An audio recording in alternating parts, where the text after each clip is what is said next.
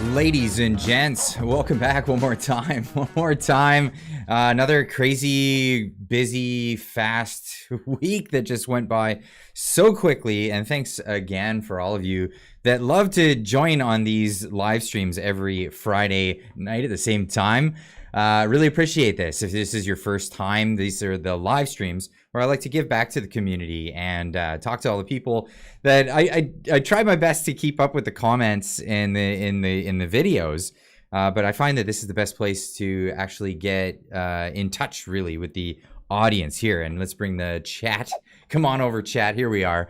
Welcome to your channel, Clyde. Oh yeah. Am I late? Am I late again? Am I late for my own stream? By a minute. Come on. Only by a minute this time. But hey, thank you so much for joining everyone here. And don't forget to hit the like button on the video here. It really helps out the channel. It it tells the algorithmic gods with little g out there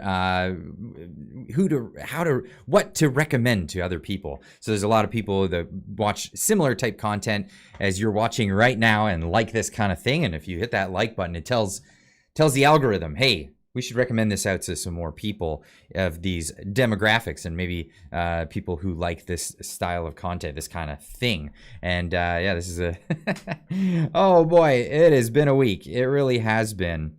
I was kind of tossing over what video to do this evening. Maybe some of you are still watching that one as we're going live here. But wow, so there was a few different things to cover. I wanted to talk about the Zexi Lee thing, but I thought it might go over the 10-minute mark, go right into like 20 minutes. I might end up talking longer about it. So why not just do that for the live stream? So I covered the ridiculous story of the man who wants to change the name of natural gas to fossil gas. Fossils. These are the things that are scary stuff, right? Always making up these new words in order to get you afraid. Because if you weren't afraid enough already, don't you realize there's an environment out there? There's a climate. There's climate happening. Climate, they got new words for you, atmospheric rivers and all these things. But at the end of the day, has any of the predictions really come true? If they had a really good predictive capacity, maybe we'd be taking some of this seriously.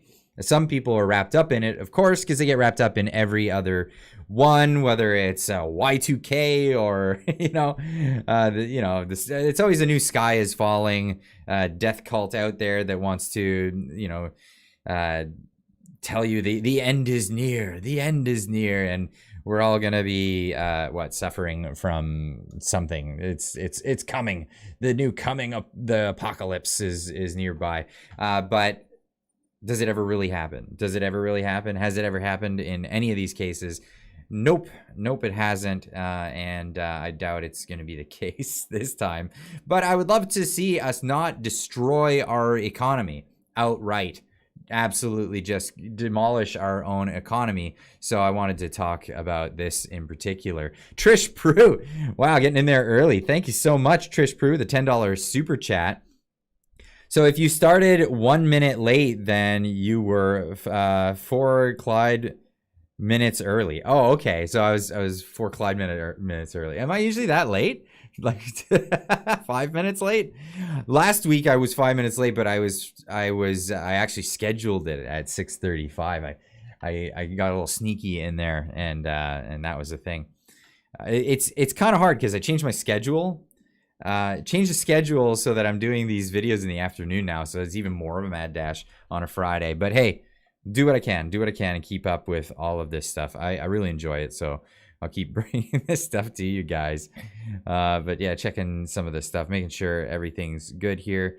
We're looking good. I've got special guest Meghan Murphy tonight on the show. We're gonna be talking about some things that I don't know. I never thought I would have on my my list of things to talk about.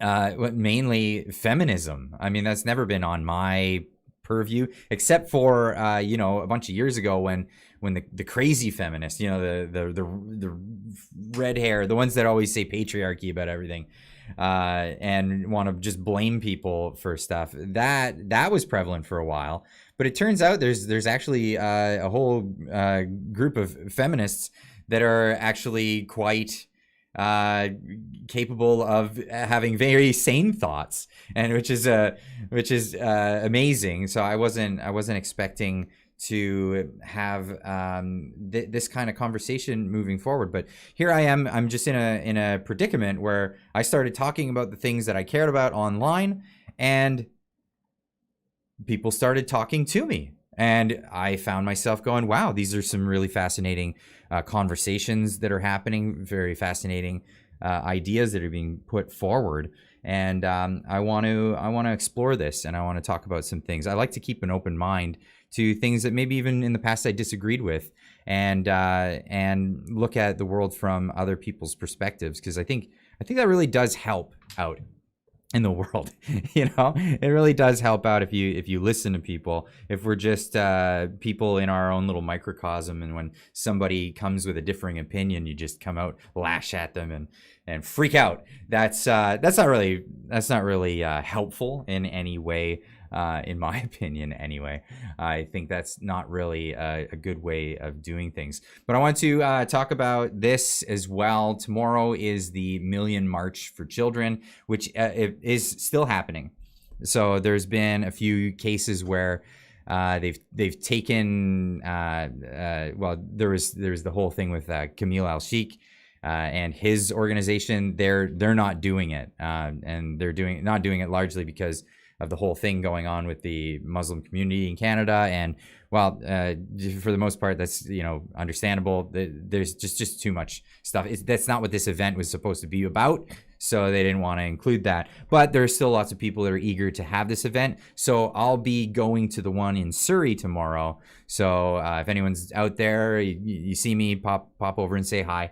I love it when people say hi. It's amazing, actually. It's really amazing to be at these places and meet so many nice, like-minded people out there in Canada, doing the good thing of speaking up and speaking their mind about these issues. And especially this one, which I hold close to my heart, is the issue of kids and teachers stepping above what they ought to be doing. Putting themselves in the space with them, and then speaking about inappropriate things. So we're talking about sexualization of children here, and teachers that take it upon themselves to have these conversations and then say, hush, hush, you don't even need to talk to your parents about this. I think that's wrong. There are parents that want to talk about these things with their kids, and that's fine. That's up to them. But for people who don't want these things discussed with their children, then those things that needs to be respected, and that's where we have to draw the line at these things. Now, I'll be going to this. There is a list of different locations on here. They're happening all over North America, actually. So you can check this out here on the website. I think I'll put a link in the chat here for everyone to check this out. So you can go check this out for yourself. If you want to show up to a location near to you, go check that out and enjoy. David with a $5 super chat. I'll be at Million March in Surrey. I'll be walking for the sane LGB. This crazy has put us back in the closet where we were all fine prior to this. Now, yeah, I find it amazing that so many people from the LGBT community, and I noticed you left the T out of that. I know there's a whole movement for that, but a lot of people in the LGBT community are speaking out against this stuff, and rightfully so. And it's always good to see that people are standing up for other people's rights, even though it may not affect them specifically or personally. And this is how we bring communities together, and I really do like that. I think that's great. So thank you so much for the super chat, David FL. Really appreciate that. When I was at the last one, I met some people with Gays Against Groomers, And Gays Against Groomers, obviously, they're standing up against this whole ideological mess that's happening in Canada and in the West in general. And yeah, I'm happy to see people jumping on the side, the right side, I guess, the not the political right, but the right side of history, I suppose you could say, about this. Now, I noticed my guest has come a little bit early, so I don't want to take up her time tonight. Guest tonight, Meghan Murphy, joining me, and I'm just setting up some of the things in the studio here so she can join. But yeah, without further ado, welcome to my guest, Meghan Murphy. Thank you for joining me today. Sorry, I didn't know I was early.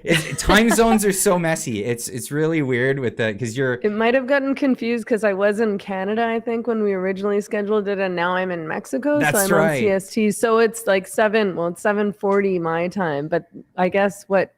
Yeah, and now I don't know what time zone we were talking about. Yeah. So 7:30 Pacific time, but that's fine. So we'll. Oh, okay. Yeah, we'll. I mean, I can come back in an hour if you want me to. I'm just I don't. Here. Since we're here, why don't we just get into it? I've been looking forward to having a chat with you since I spoke with you the first time. I really appreciate all the stuff that you've been doing. You've obviously you've been around for a while doing this activism and putting yourself out there, putting yourself in a dangerous position, of course. Originally, first I got wind of you was with Jordan Peterson fighting against Bill C4, was it? C16 was the gender identity and gender expression bill that passed back in 2017. So can you explain what the main objection was? I know people call it the free speech bill, or compelled speech bill. But what was the main crux of that? Yeah, I mean, there was nothing in the bill about compelled speech. I mean, Jordan Peterson's concerns really did come to fruition in a lot of ways. But the bill itself was not super specific in terms of what legislation or what laws were going to be affected. But what happened was that gender identity and gender expression were added to the Human Rights Code and the Criminal Code. Mm-hmm. And what I feared, so when I spoke out against this bill and testified against it at the Senate, I was concerned that the bill would essentially nullify women's rights. Like if anybody can be a woman, if a man can be a woman, then there are no women's rights. I mean, what kind of spaces can we protect? What kind of rights or laws can we protect if there's no such thing as a woman at all? And I mean, this is what's happened, right? So we're seeing men accessing women and girls' change rooms. We're seeing men get transferred to women's prisons. Men are allowed to freely access women's shelters and transition houses, so spaces for women escaping domestic violence. And like if the word woman doesn't mean anything, then what even is a woman's right? It doesn't make any sense, and we have no ground to stand on. Yeah, my big concern in this whole thing is I have a young daughter and I have a wife, and she's petite, right? She's a very small woman, and I feel very concerned when I'm out in public. Obviously, I can't go in and protect her and be her bodyguard in these women-only spaces. So my thought is always that women should have these women-only spaces where men can't just come in and identify and then go in there, because we know that there are benign characters out there that they're just trying to fulfill their whatever thing that's going on in their life, and that's a thing. But there are predators that use these opportunities to go in and fulfill what predation that they want to do. Now, is there some sort of like threshold for like legally or anything for when a woman becomes a woman? You know what I mean? Like we all know what a woman is, but like when a man decides that he's going to become a woman, is there any criteria to that? Not really anymore. There used to be a lot more barriers. Like you would need to have gone to therapy for a certain amount of years. You would need a recommendation or letter from a doctor or a therapist. And you would have to be able to prove that you had been living as a woman for a certain number of years. But those barriers no longer exist. You can essentially fill out a form online requesting that your ID be changed. And, so it's just, at the last event that we did, which ended up being in Parksville, the last event that we did on Vancouver Island, it was supposed to be at the Cowichan Community Center, but they pulled out. And so we did it at the Parksville Community Center instead. And there was one man in the audience who stood up and said, what I'm hearing, Meghan, is that you think that all trans people are predators and dangerous perverts. And don't you think that trans people are marginalized and you're presenting all trans people as rapists? And I mean, the premise of the question is problematic. Sorry to use that overused word. I cringe every time I hear that word, by the way. I do. I know. It's like when I say problematic or like privileged or whatever, marginalized, all those words have become triggering to me. But nonetheless, first of all, I don't think that there is such a thing as a trans person, because I think the concept itself is incoherent. I don't know. Explain that a bit then. I mean, I don't know what, and none of us know. It's not just, I'm not being like, I don't understand. Nobody knows what a trans person is. There's no real definable category or definition of a trans person, because you might say a trans person this is what somebody who believes in this concept or a trans activist might say, or what you might find if you Googled this online. A trans person is somebody whose gender doesn't match the sex they were born in or the sex assigned to them at birth. First of all, sex isn't assigned at birth. Sex isn't observed at birth. Nobody is putting a sticker on your forehead and being like, I deem you male. They're observing that this baby is male based on genitalia. It's pretty straightforward. It's pretty straightforward. Yeah. So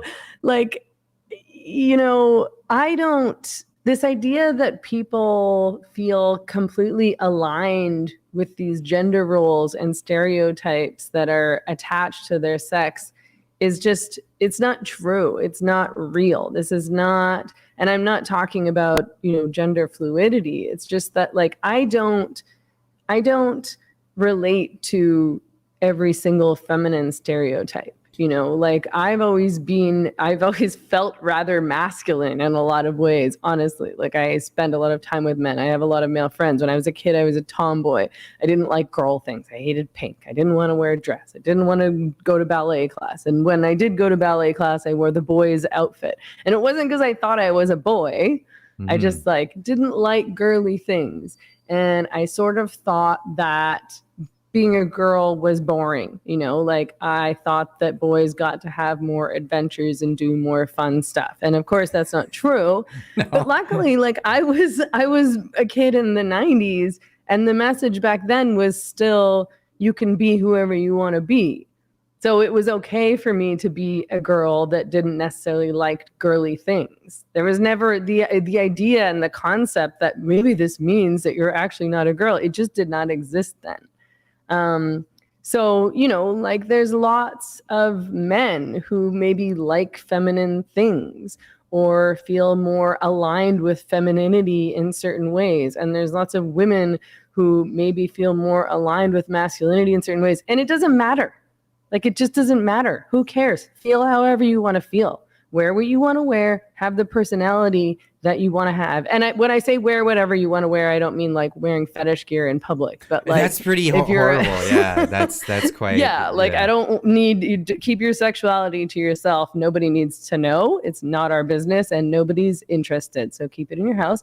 But in as far as if you're a woman and you want to wear men's clothes, I wear men's clothes all the time. Like I do. Like I'll wear like it's easier one way than the other. Let's just say shoes. that I'm a mechanic, and if I showed up in stilettos, I'd probably not do very well for the day. No, you would look stupid. And again, it's not like yes. I mean, men look stupid in women's clothing. Like, despite the fact that I'm saying, okay, wear whatever you want. Like, women's clothing do not suit men. They don't fit men well. They look stupid. But if you want to do that, go ahead. It doesn't mean that your sex has changed. There's no such thing as changing your sex. It's impossible to change your sex. And lots of people who identify as transgender haven't done any of these surgeries and maybe aren't even on these hormones. It's just a feeling. It's just an identity. It doesn't mean anything. Like, it's not a coherent idea or category of people. So this was such a long-winded way of getting back to this guy's question, but it was like, you say trans people are all perverts, and I'm like, no, because as far as I'm concerned, you could just be saying everyone's a pervert. You know, who are you talking about? Who are these trans people? But also, no, I'm talking about men. And again, that's not like, I would never say all men are perverts or all men are predators or all men are dangerous. But the people who are dangerous to women and girls are men. Like, that is just the reality. It's not an insult, but the men who sexually assault, or the people who sexually assault, who rape, who, you know, peep on women in private spaces, those are men. And that's why there's specific spaces that are designated for women only and girls only. And now that these, you know, now that it's accepted for men who identify as trans, whatever that means, to access these spaces, we are seeing all sorts of incidences of men going into women and girls change rooms, into spas, and doing like creepy or maybe dangerous things. Mm-hmm. And we have dangerous men, like men who are rapists, being transferred into women's prisons, and women's prisons.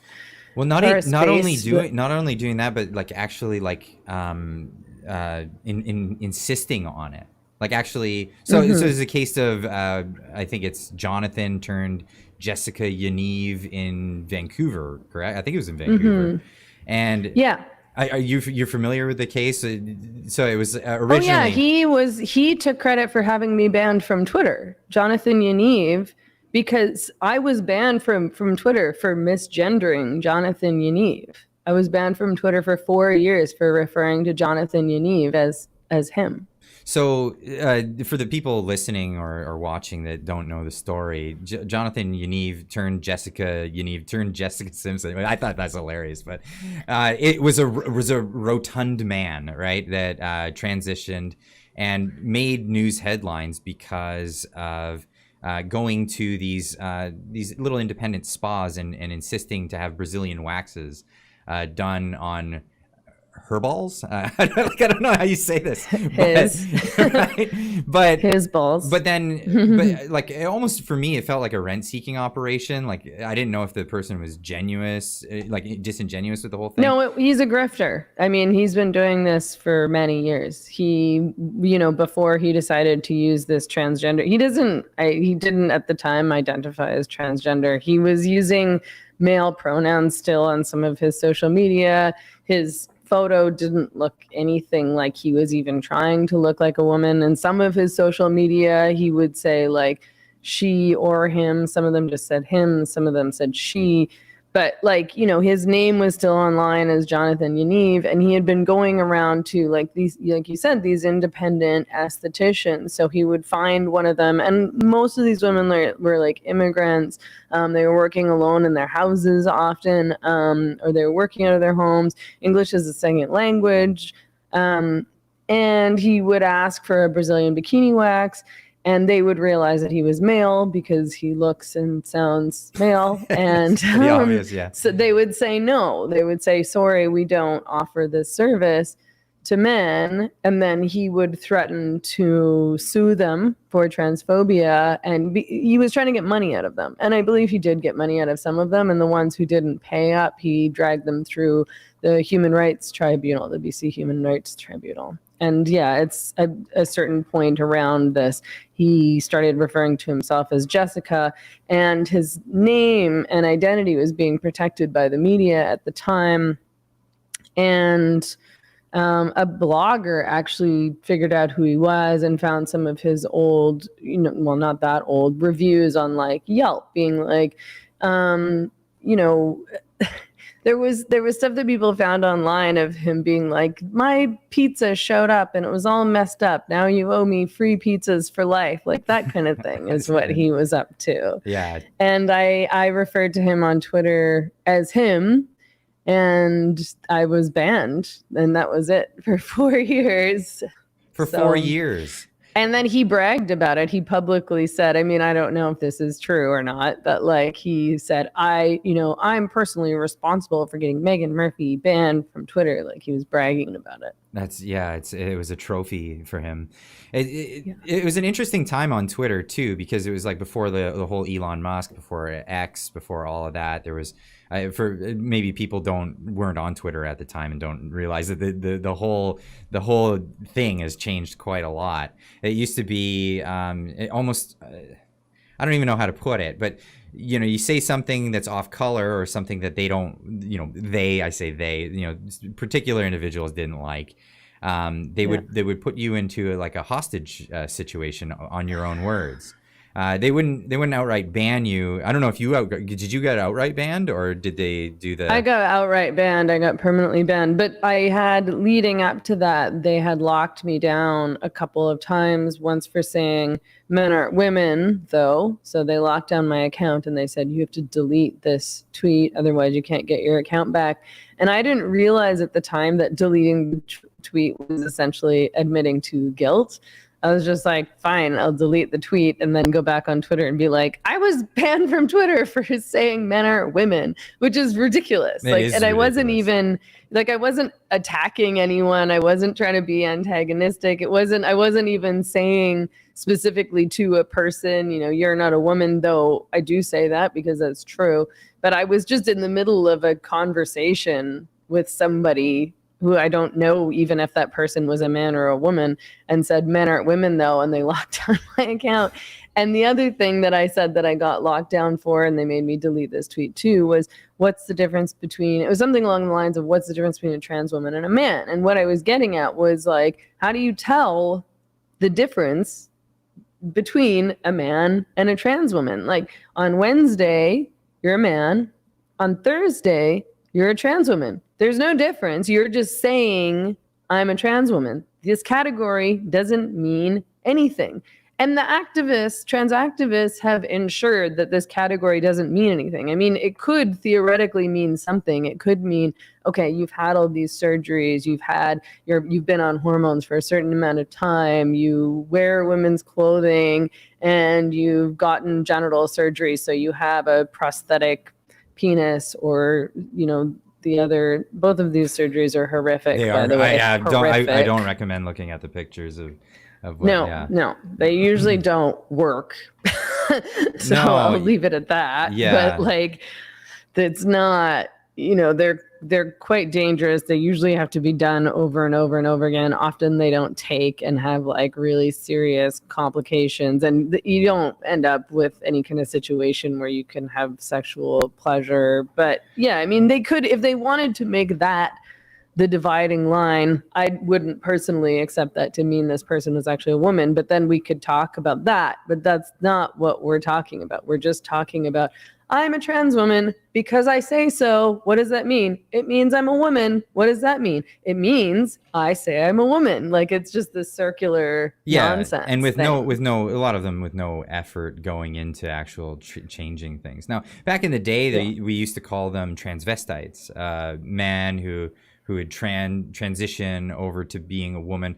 Largely, we're talking about adults, though. We're not talking about children and this contagion that's happening right now. We're talking about people that had severe mental, anguish or illness or whatever you want to call it. The DSM at the time, the Diagnostic and Statistical Manual, this is for psychology, psychiatrics, labeled it a mental disorder at the time, and now they've changed it because it's largely a political thing. But back then, what did they do? What did transvestites do back in the day that differs from what these trans people are doing today? Well, I mean, I think that so there's technically, two different categories of men who transition. So there's sort of the younger man. This has changed a lot now because we're dealing with kids. So, but that's a very, very recent phenomenon. So prior to that trend,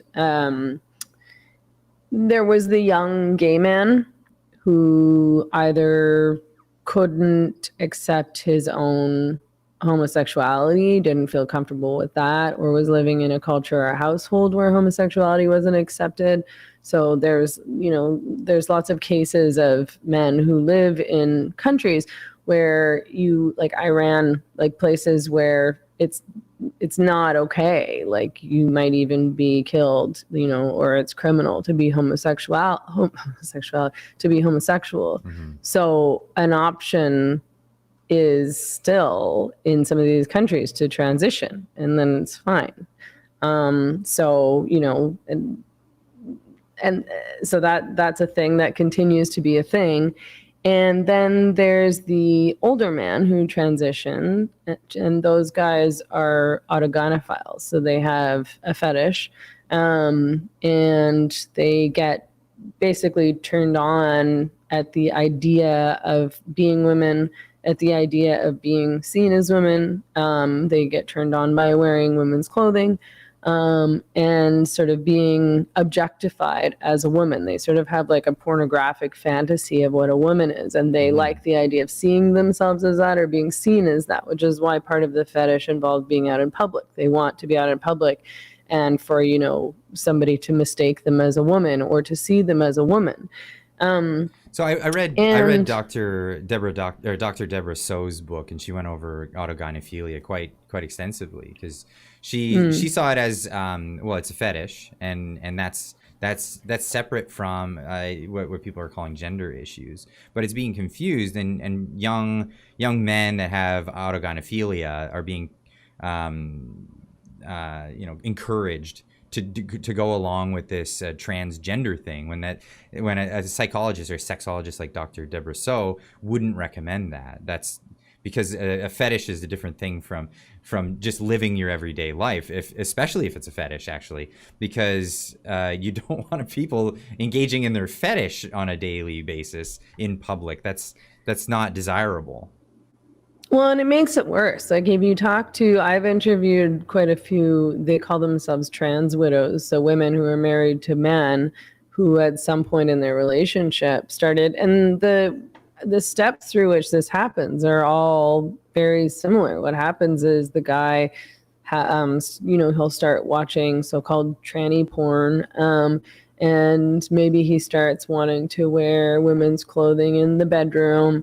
And then he sort of wants to test it out by maybe wearing some women's clothes outside of the house. And then he's like online reading about transgenderism and starts to decide maybe he's a trans woman. And then he wants to go full-blown woman, and maybe he wants to get all these surgeries. And this woman is left here like, I married a man. I'm not attracted to you at all anymore. Yeah. And I still want like a sex life. And often these guys go through this really kind of adolescent narcissistic phase where they're super emotional. They're also on all these hormones, right? Which is going to mess with you in a variety of ways, mental and physical. And you shouldn't, like, the more you kind of engage in your fetish, you start living your fetish, and it just becomes everything. And that's what we see happening to these autogynephiles who transition. Like one thing that was just maybe I like to wear women's underwear in the bedroom sometime, they start engaging with more and more and more on a daily basis, and then wearing it into the house, and then wearing it to work, and it's just there all day, every day, is this fetish to the point where it's become their identity. And people don't like to talk about that aspect of transgenderism because it delegitimizes this idea that you can somehow have this internal sense of not being a man and actually being a woman, which, if you genuinely feel that way, that is a mental disorder. Yeah, well, yeah, okay. that really, that sums it up, actually.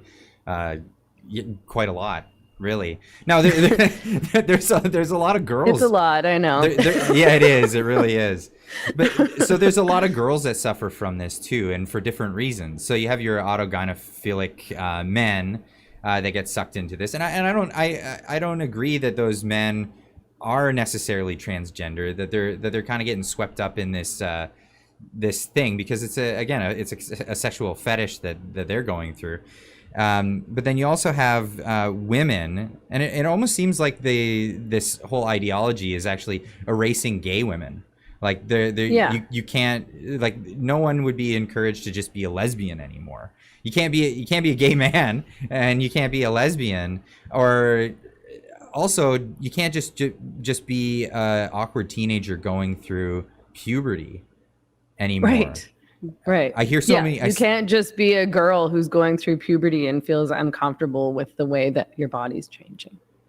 It's unbelievable because I'm preparing myself for when my daughter goes through that, and I'm preparing in a way where I can have these conversations because, boy, is it awkward. And it's awkward for me as a guy, as a dude. I don't want to talk about these things with my little girl. I want my innocent little girl, but she's going to grow up. She's going to be a beautiful woman one day and do whatever she wants in her adult life. But I'm going to do everything that I can to make sure that, she has a leg up in all of this and actually have the knowledge going into it. I think a lot of people are ignorant going into this stuff, and parents don't know what to do. Teachers are spreading this information as if it's gospel when it's all very, very new, and it's really being pushed on parents. Of course, there's the march. I'll be attending that tomorrow. There was one last month, and you spoke at that. You were at the one in Victoria where they actually stormed the stage and wouldn't let you speak. Yeah. Which, that's not an abnormal experience, unfortunately, for women who speak about these issues. There's this common refrain that I often hear from, I guess, right-wing men in particular, not all right-wing men, but some will be like, where are all the women? Like, where are all the feminists? Why are women letting this happen? Why are feminists letting this happen? And I feel the same way a lot of times because it is crazy that any woman, never mind somebody who calls themselves a feminist, would go along with this idea that men are women and they should be able to access all these spaces. But, like I and a number of other feminists, I don't really identify as a feminist anymore because I don't like ideology and I don't like labels and I don't find that word particularly helpful. But, and I don't want to be really pinned down. I don't like it when people say, oh, well, you're a feminist, so you should be blah, or you're not. And I'm like, okay, then I'm not. Let's move on. or like being labeled right wing. That's because I get that one a lot. People will say I'm a conservative. I've been called a conservative. What was it? A conservative pundit or something like that on some publication. Right. And I never even identified as conservative. I'll vote for them if they're the better of the choices, but that doesn't mean that I'm part of that group. So I totally feel for you in that way. Okay, you got to explain this to me too, because I never followed the feminist movement except for when they started. When I say they, a particular vocal group of them started going after culture and TV, movies, video games, all of this stuff. And we all heard about Gamergate and I think it's like everything's not feminist. And it's like, okay, do you want everything to be feminist? Because that sounds terrible, but I guess there's a faction of people who do. So my understanding is that there's like different waves. They call them waves of feminism. Yeah. Can you explain that so people understand what that's all about? Yeah. So the first wave is essentially the suffragettes, the women who fought for the vote. They fought for other things as well. But primarily what they're known for is winning the vote for women, which was actually a very, very long fight. Like it's sort of treated as a blip in history, but women fought for the right to vote for almost a century before it was won. And they were amazing, brave women who risked a lot for that fight.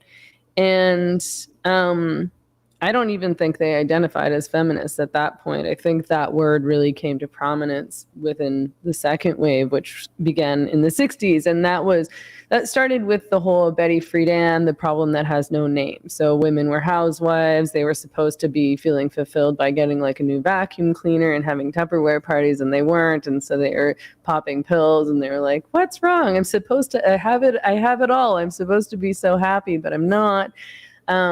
And that developed into the fight, that most of us are, probably most familiar with in terms of feminist history, which was like the fight for reproductive rights.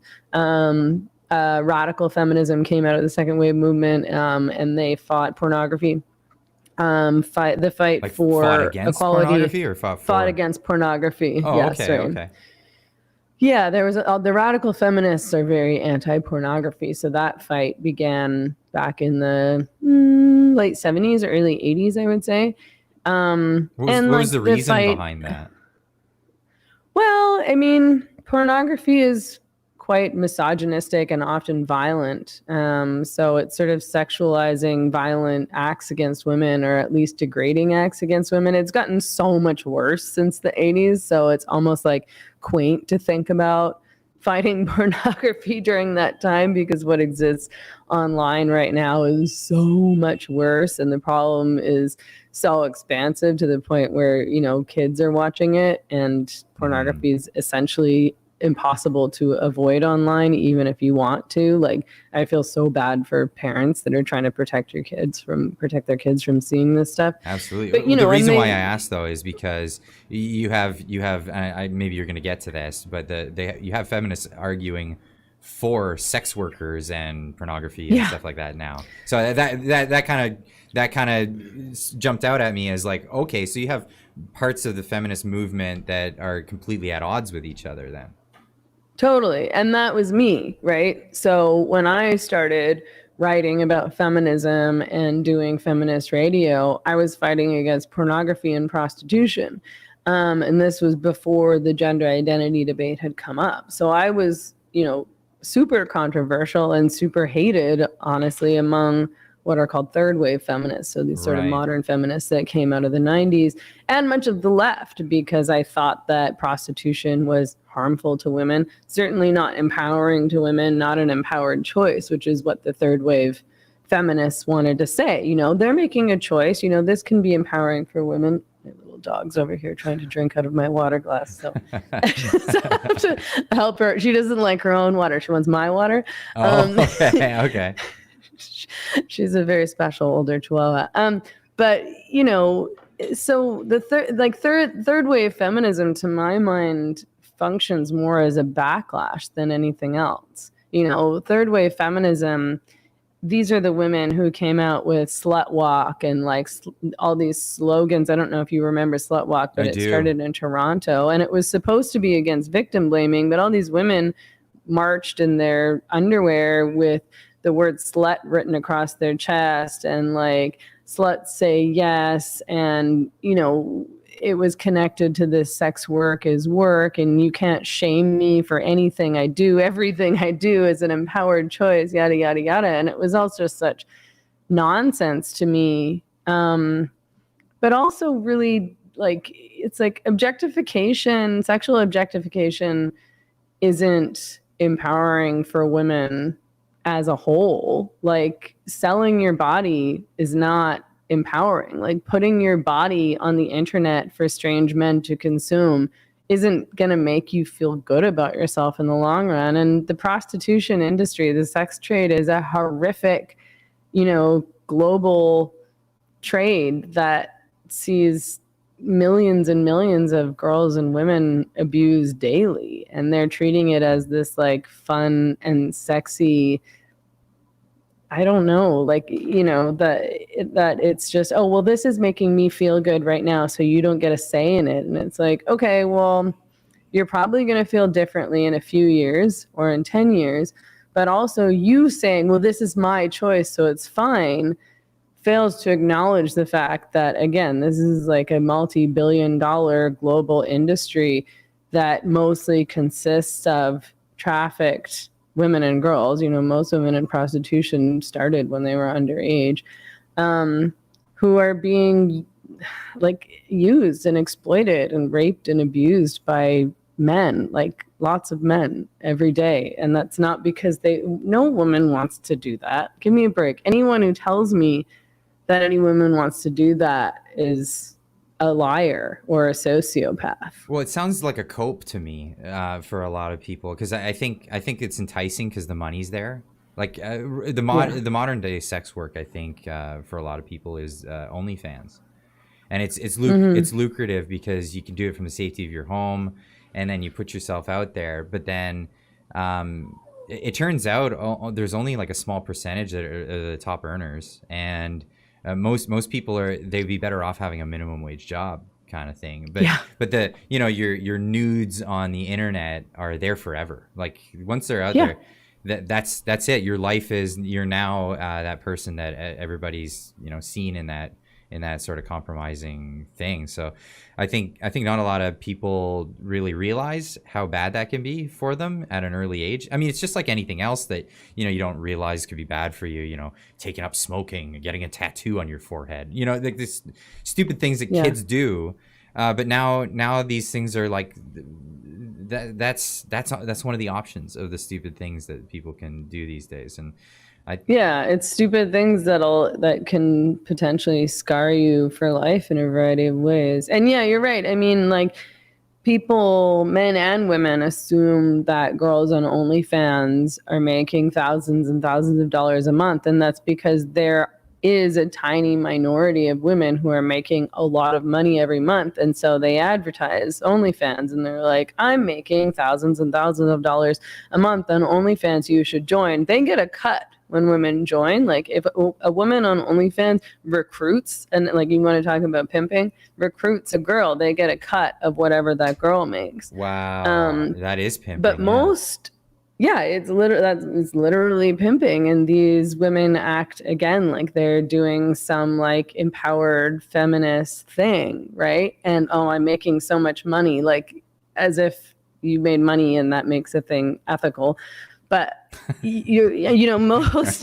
like, I'm like, that's not how this works. Like, where did we get this idea? Yeah. Or that it's legal. Paid, then all good. or that it's legal. So a lot of people use the argument that something's legal, and then that's the justification for it. But there's been societies that have done completely questionable things or abhorrent things legally. I mean, the Second World War in Germany comes to mind about stuff like that, atrocious things that can be done legally.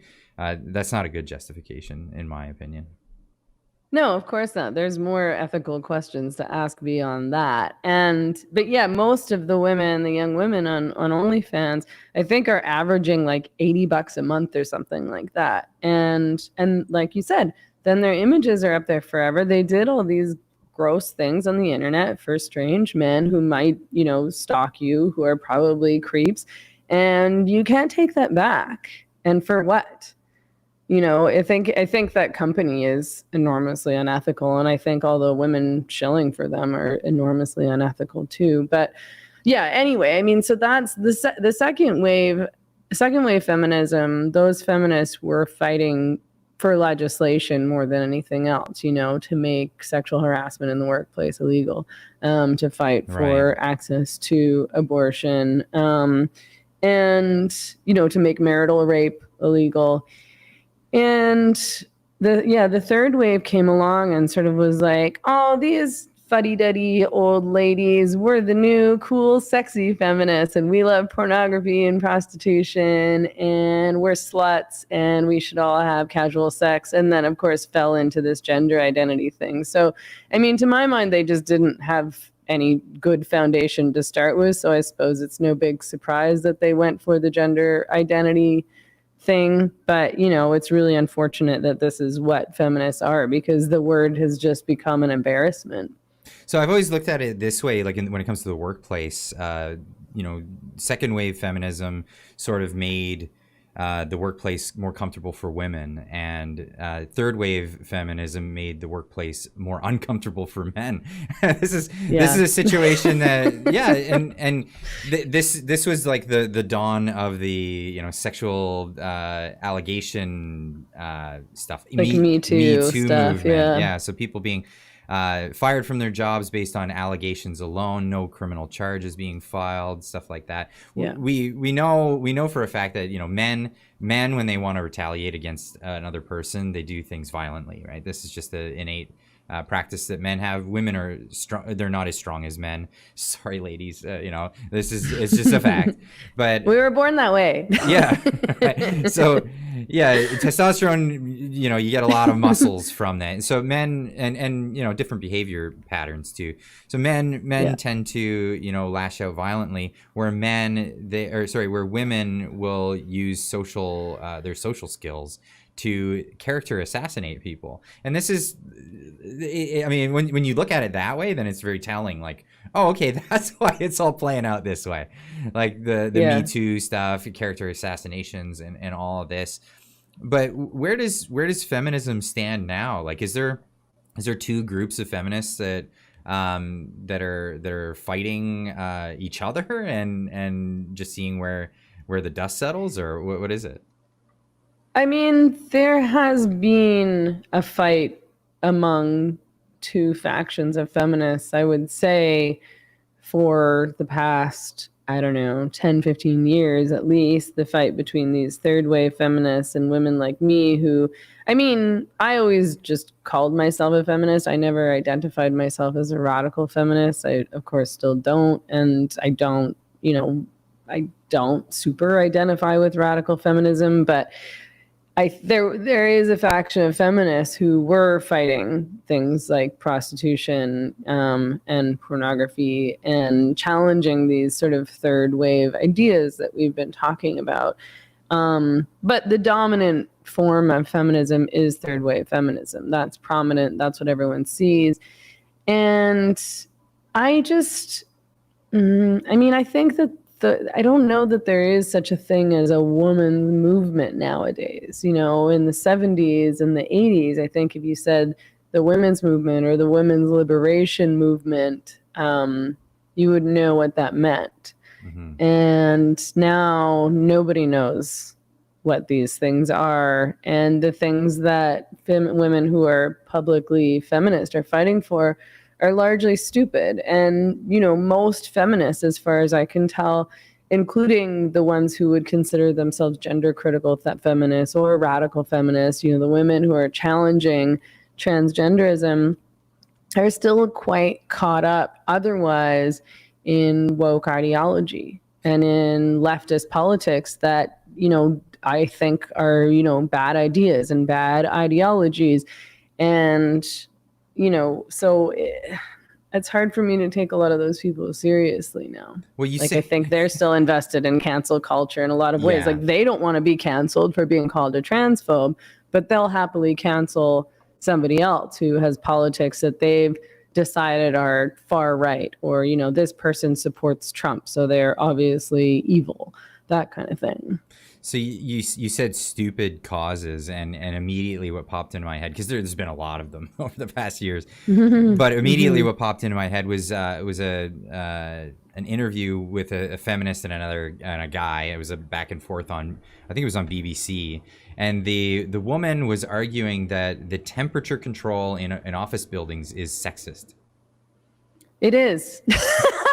I'm not joking. I'm only saying that because I'm a cold person. And when I was younger, I always worked in offices and I was freezing to death. And at a certain point, I realized that it was because men like run warmer and the temperature controls were set to be more comfortable for men without realizing that women run colder. And so women at work would always have like their sweaters and their cardigans on. And I'd always be like freezing and being like, can I wear a toque?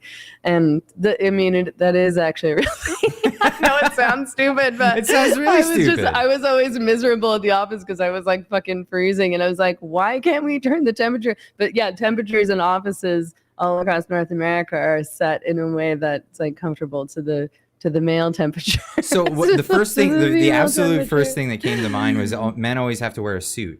So like men are always wearing suits in offices, and it gets hot. So they're probably hotter for that. Yeah. So you get hot. I mean, it's not the worst problem in the world. It's a silly problem to make a big deal out of. Right? Like, but I'm only saying that it's true that we are colder, but I'm not saying that it's not a silly problem to make a big deal out of. I'm going to push back on that because I don't think women are colder because I used to live in Whistler, which is famous for being a ski town, snow place, and you go out and the guys waiting in line to get into the club are bundled up and they got their jackets on and everything, and the women would be out there in their skimpiest thing waiting. That's not because they're not cold, that's because they're making bad choices. And I say this as a person who spent an entire winter when I was 19 in like a mesh tank top and like a skirt and like boots and no jacket. So it's bad choices. Yeah, it's just that you want attention over comfort is what the issue there is. Yeah, that's rather fair. Than actually physically not being cold. Well, because I would always wonder, like, are you crazy? Like, I get it. You want to. It's ridiculous. Get something to wear before you go into the club, and then go to coat check or something.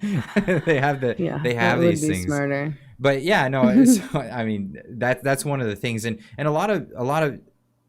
Well, let's put it this way. There's a lot of men out there that there was a reactionary thing because of this third wave feminism that came about. Yeah. And it started, some different movements. There was, one called MGTOW, which Pierre Poilievre was being raked through the coals for, because I guess originally it was men going their own way.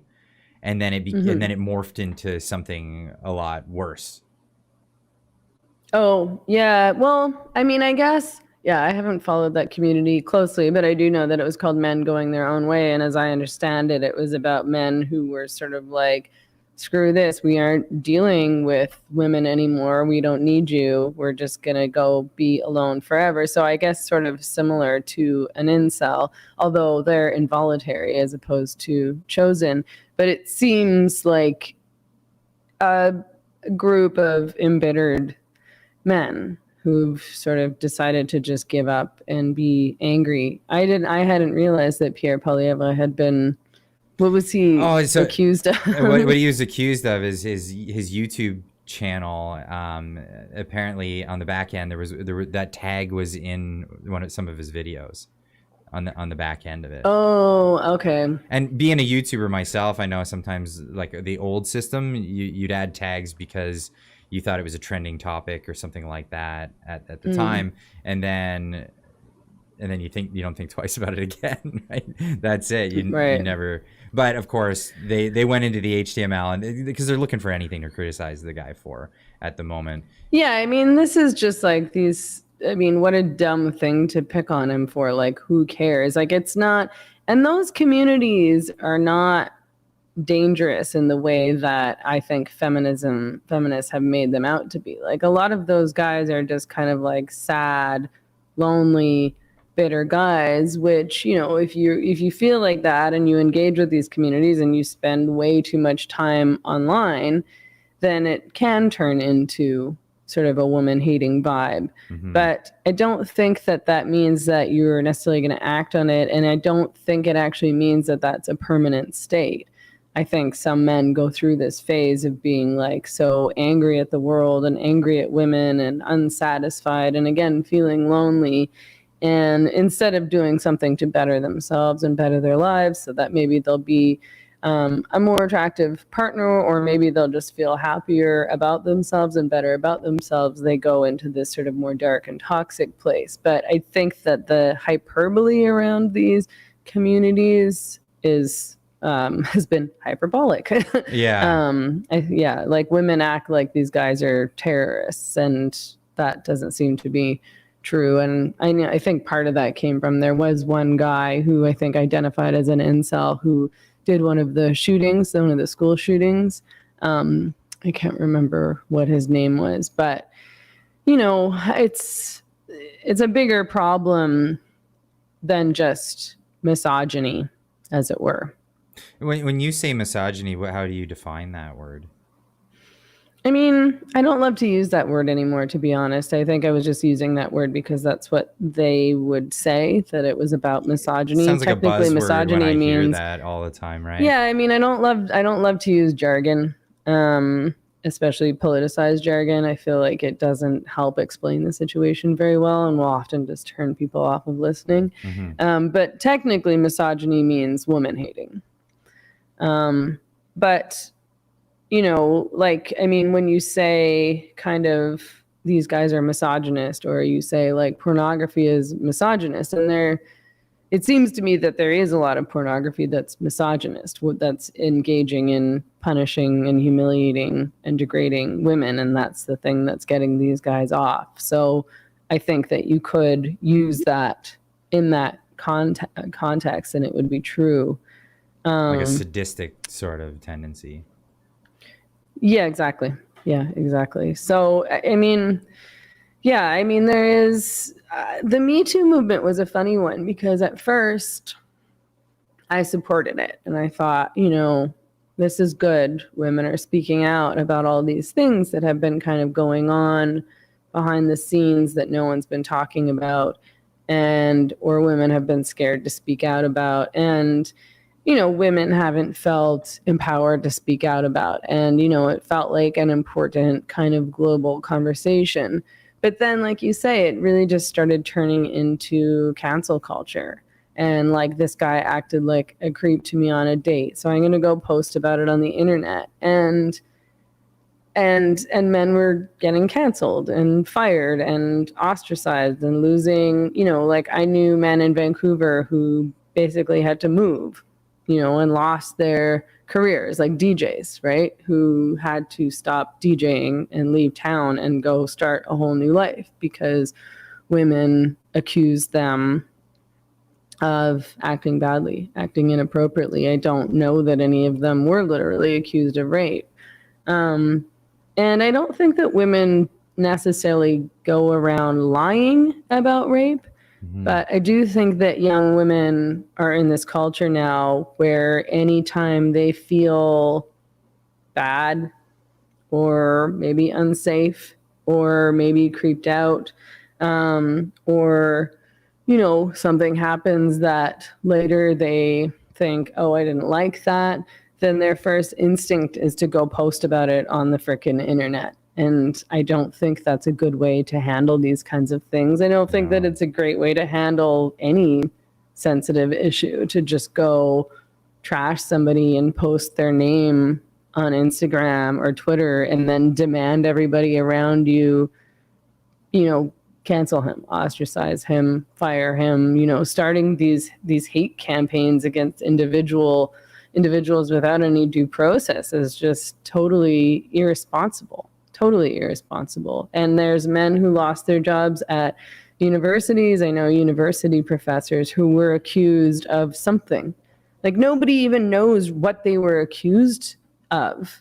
Even at this point, years later, it was like they were accused of abuse, but nobody would say what that abuse is. It's like, hey, what did he do? Like, I remember there was a guy, Stephen Galloway, at UBC. He was the head of the creative writing department at UBC in Vancouver, and this happened to him.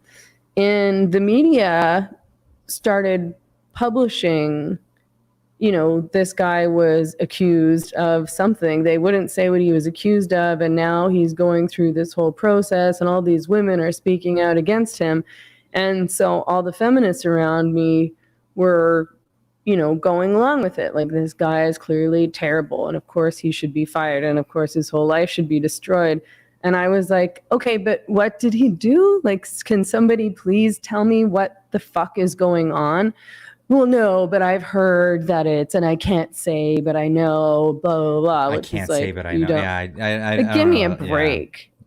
I don't. And I was getting canceled in turn because I was asking these questions. And I was like, I can't decide to have some big opinion and go along with some big cancel campaign against a guy when nobody will tell me what happened. And it turned out that it was all bunk. And he, he lost his job. He lost all his friends. He had like a full mental breakdown. He has pretty serious mental health issues now. And I think he's actually still in the process of suing at least a couple of the women for libel or something of the like. But, he was for Canada, a really well-known, successful writer in Canada. He's lost his career all because some woman, who I think by all accounts was not a mentally stable person, who he'd had an affair with and broken up with, accused him after the fact of abuse. Again, there's no account of anything, just abuse. So like if somebody assaults somebody else, there's criminal law that protects you from things like that, right? Like you're describing this situation, and you have a man whose only recourse at the end of it is to go after people in the civil court. Like you have damages, and you're going after the damages. You don't get closure even in those cases. Like if the sexual impropriety did occur, there could be criminal charges, and the man could go to jail for that. But and I'm probably not the only one to think this, that maybe there should be criminal charges for women that falsely accuse men of especially the heinous act of raping somebody. Yeah, I'm not sure what I think about that. I have to think about it more, because I suspect that would be more complex than it sounds. But yeah, I don't want to infringe on people's rights by introducing something. I wonder if it becomes like a free speech right, and if you say like so and so was abusive, then like is somebody going to charge me because they can prove that they didn't actually punch me in the face or something like that? I think, but it's horrifically destructive and irresponsible, and it's character assassination. It's just, unfortunately, libel cases are really hard to win in Canada, again, because of these free speech issues. Like, you are allowed to share your opinion publicly and online and in writing and things like that, and especially if the person's a public figure. So if he's an author, or like myself, I'm an online publisher, yourself as well. If people made an accusation of you, you have very little recourse. And people have libeled me numerous times online. Like, I've been libeled in the Globe and Mail, and I didn't have any recourse. There was just nothing. There's nothing you can do. You kind of just have to let it happen, which is really unfortunate, because it does have an impact on people and their careers and their lives. Absolutely. So moving on, that's a heavy one. I know. Friday night. Woo! Yeah, right. So I wanted to ask your opinion on trad wives, because this is a trend going on right now. And are you familiar with it? Yeah. Okay, so it's a trend right now. For people who are listening and don't know what that is, there's a movement of these girls and guys who get involved with these girls.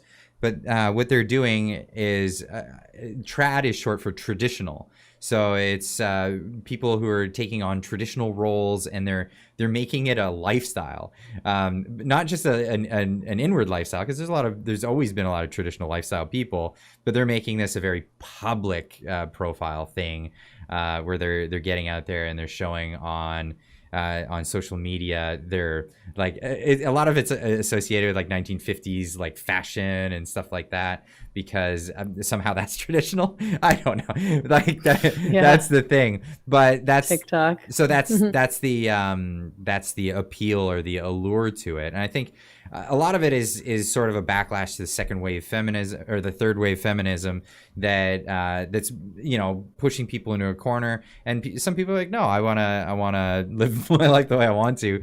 Back off, you're being too forceful on me. Here, I'm gonna do the opposite of what you're saying, and I'm gonna take on these traditional things. What's your take on this whole thing? Well, I mean, I think that it does sort of make sense that women would sort of re-embrace the trad, as it were, because in recent decades, women have been taught by feminism to believe that it's sort of pathetic to be like a stay-at-home mom. Like, it's lame, it's boring. In order to be an interesting person, you should have a career. But at the same time, that can be harmful. I think, of course, I've never had kids. I didn't want kids. I've never wanted kids. I'm very happy with that. I like my life how it is. I like my work.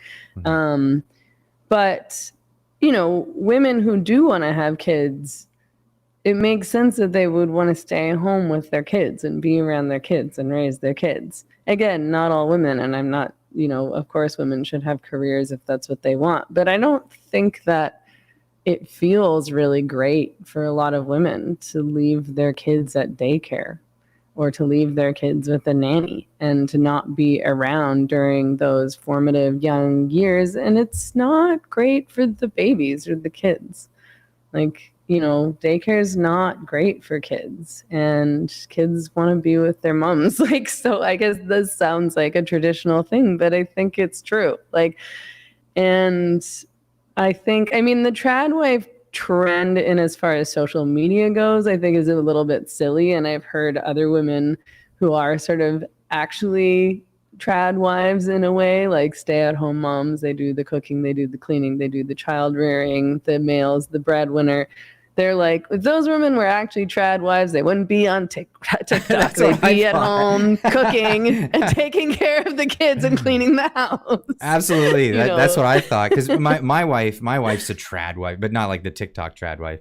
She doesn't want she wants nothing to do with social media. She never even wants to come in my videos. She'll tiptoe in on times when I'm chatting with people online, making sure that she's not on camera. But she's very much a traditional housewife. She wants to be a mom. She wants to be with my kids, with her kids, and it is, I guess, a lifestyle. But I think, there's an extreme to it, right? Where it would be like you're subservient to a man, which personally I think is unappealing.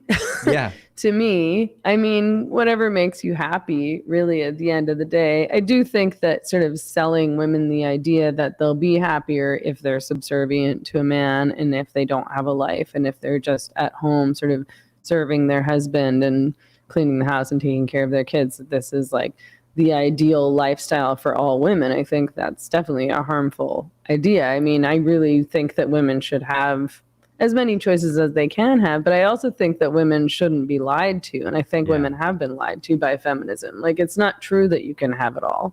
I don't think that would make for a healthy relationship, though, one person subservient to the other person. I think a good relationship is a good solid working between two people, and there's all kinds of compromise along the way. I've been married for 17 years, and there's a lot of compromise, I'll tell you that. And sometimes you have to put your foot down on certain things, but other things you're like, okay, I guess I'll put the seat up, or I don't know, whatever the thing is. Well, no, one person making all the decision and one person having no say or power in the relationship is inevitably, I think, going to build resentment, which is going to turn into disrespect and perhaps hatred for the other person. To always be the one to have to give in all the time, you're going to turn into a bitter, resentful person, I think. But yeah, I think Feminism told women that they could have it all, that they could have a career and they could do kids after and they can wait, and basically you can have anything you want in life. And it's not true. It's not true for anybody. You have to make choices, and especially for women, there is a biological reality where you have fertile years. And if you want to have kids, you need to be thinking about that and planning for that. Women also have been told, like, it doesn't matter. You can just freeze your eggs and do it later. But that's extremely expensive. It's no guarantee. And that's a real messed up ethically industry as well. And so it's just another lie that's sold to women. It's like, really what you should do is you should be thinking about in your 20s if you want to have kids or not, and then sort of trying to plan your life around that. Because I know a lot of women who've gotten to 39 or 40 and then been like, oh, okay, I want kids, and then found it to be a lot more difficult than they thought it would be, if not impossible. Yeah, I feel really, really sad for people that it becomes an impossibility. And then, I mean, it's a life-changing thing for people. I mean, I can understand your position. You don't want to have kids, and that's your decision, and that should be everyone's decision. But like for me, I didn't want to have kids until I wanted to have kids, and then when that happened, it changed my life. It changed everything about social life and home life for me, and even my relationship with my wife. So for those that are like kind of on the fence, man, maybe have a really good thought about it, because time does run out, especially for women, and that's a sad reality, especially when people are being taught things, especially from a young age, like, oh, you don't want that, that's not what you want, and sold kind of a bill of goods, in my opinion, by schools or authorities, even entertainment and all of this, that these aren't the things that you want, and then when they do realize what they want in life, it can be too late, and it really is a sad thing. And we need more voices like yours getting out there to tell people about this and the hard decisions that you do have to make in your lifetime, as well as the dangers of the real world. I feel, in getting back to like the whole transgender thing and women only spaces, I think what they're doing is they're teaching a naivety to young girls, especially, about women only spaces that are putting them in compromising situations that could get them into a situation where they could be the victim of this predation that is out there. And that predation will always exist. They found this median at the moment to the predators have in order to get away with the things they want to perpetrate. Yeah, exactly. I mean, it's really horrible what they're doing to girls, because it's a challenge already to teach girls that it's okay to say no and to have boundaries, and that if an adult man is being creepy, like, you don't have to be nice to him, you don't have to go along with him, like, and in fact you should get away from him and you should tell an adult that you trust. And now they're being taught the opposite. Like, there's a man in your change room, he has the right to be there. If that man says he's a woman, then you have to go along with that. And I think kids inherently, and they learn, or they used to in any case, know that women are safe. That, like, if you're lost in the grocery store, you're a little kid, you're lost in the grocery store, you can find a woman in the grocery store, you can go up to her and she'll help you. Kids are not taught to trust strange men. No, for good reason. For very good reason. And yes. Yeah, and again, it's not because all men are dangerous, but it's because some men are dangerous, and some men will take advantage of those kinds of situations. And I think it's so dangerous and awful now to be teaching girls that not only do you have to accept that man in the washroom or the change room, but if you feel uncomfortable about it, or if you feel scared about it, or if, God forbid, you say, there's a man in here and he shouldn't be there, then you're bad and you're bigoted. And that's not right. I mean, it's really just putting kids in danger is what it's doing. Yeah, that's I didn't even think of that. Yeah, even the kids are considered bigots. I know, like, as parents, we've been told that so often now. Like, oh, you're bigoted, you're this or that. But yeah, kids are afraid to even speak out because they would be seen as the perpetrators of this. It's so sadistic. I mean, to just give those thoughts and put them into a kid's mind that they're Yeah, they're the one that's perpetrating some horrible thing when they're just trying to stay safe. I mean, we shouldn't be inclusive of everyone. That's the reality. Like all of this inclusivity, accept everyone, accept anything that anybody tells you they are thing. Like if that's not true. Like you don't have to be inclusive of everyone. You don't have to be inclusive of creepy people. Like, and women and girls, again, in particular, need to have boundaries because we're physically vulnerable. Because if we're in a dangerous situation, we can't fight off the predator in the way that a man might be able to.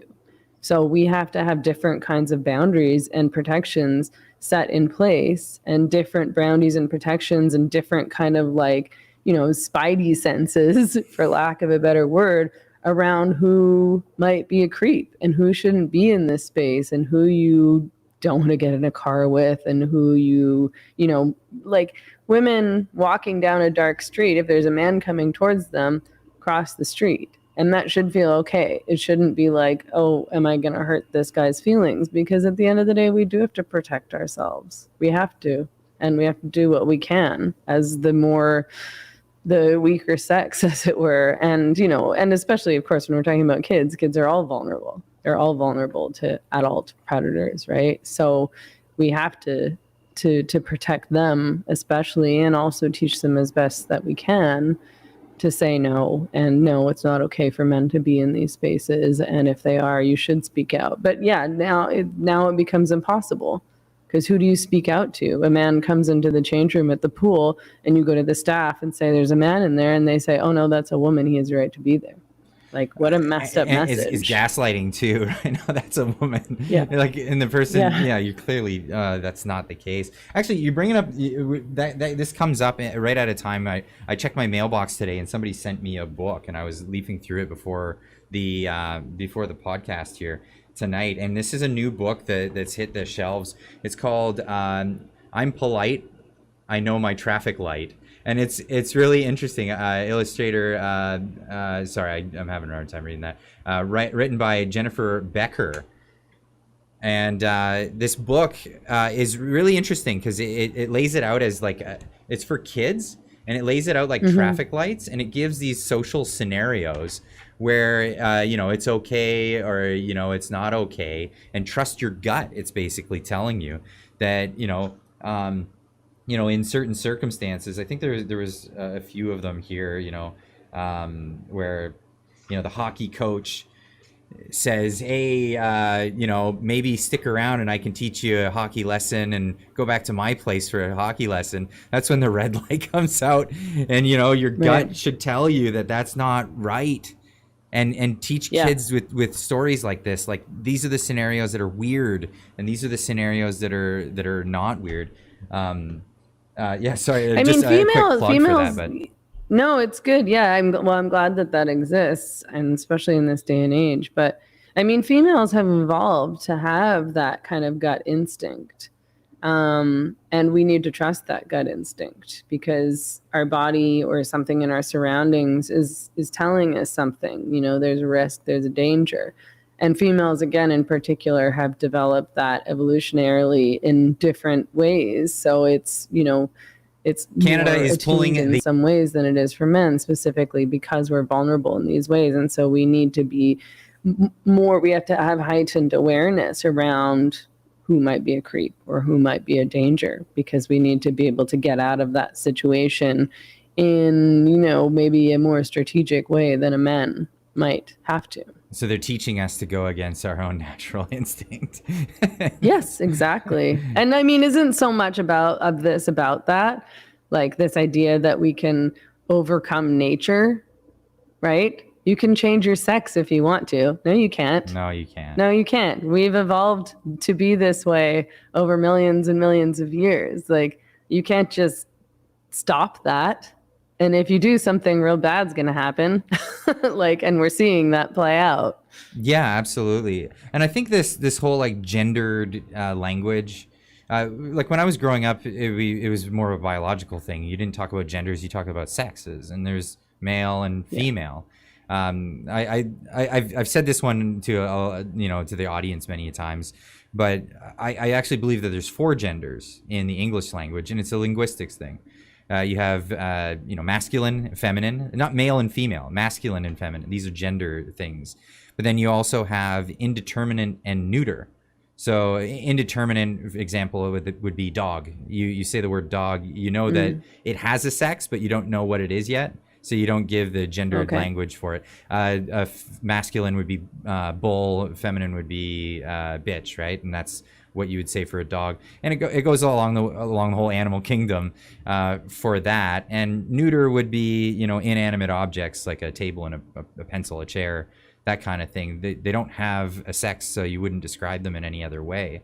And I think the whole idea of describing people through gender is instead of just referring to their sex, is a new thing that's confused so many people, because we never did this before. We would always like pronouns. Pronouns are not they're not. It's the eye of the beholder, right? It's not the person or the inanimate object that decides what their pronouns are. Well, it's not a judgment. Like when you say he, you're not passing a judgment. I mean, I suppose you're judging them as male, but like it's not an insult. Like it's not, I'm not saying he because it's my opinion. It's like I'm saying he because you're obviously male, and that's the pronoun that's associated with males. Like it's not a big deal. This shouldn't even be a debate. And you're right. It's, we used to talk about sex, and now we talk about gender, and it's really confused things. People will argue with me when I say, a man is male, that's sex, a woman is female, it's her biological sex, and they'll say, I'm not talking about sex, I'm talking about gender. And it's like, well, then stop saying that a man can be literally female, because female is sex. And then it doesn't matter, because who can, again, it's okay, so he feels a type of way about masculinity. Okay, then he can feel that way. It doesn't change material reality. It doesn't change his body. It doesn't make him not male. And it doesn't mean that I need to be engaged with those feelings either. Why do I or you have to validate somebody else's feelings about gender? It's so narcissistic. It really is. It really is. I mean, for forever, as long as we have written history, there's always been effeminate men and masculine women and a whole array of people on that spectrum. And this is where you can say there is a spectrum. There's a spectrum of that, but it doesn't mean anything that they're some other, whatever gobbledygook language you want to come up with to describe it. And it doesn't mean that they need to be addressed by different genders as well. As I was saying, like the pronouns are for the observer to come up with. And yeah, like personally for me, if someone has